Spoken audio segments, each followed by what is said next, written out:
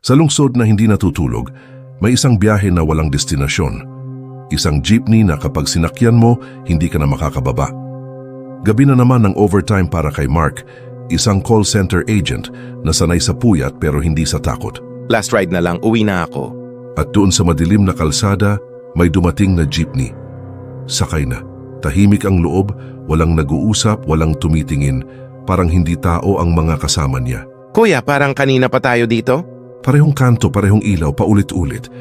3 beses, 4, 5. Hindi na normal ang biyahe, unti-unti niyang napansin. Ang babaeng walang refleksyon, ang matandang may sugat. Hindi ka na makakababa. Para po, pero walang huminto. At sa salamin, nakita niya ang driver. Hindi pa tapos ang biyahe mo. Isang gabi, isang jeep, isang aksidente.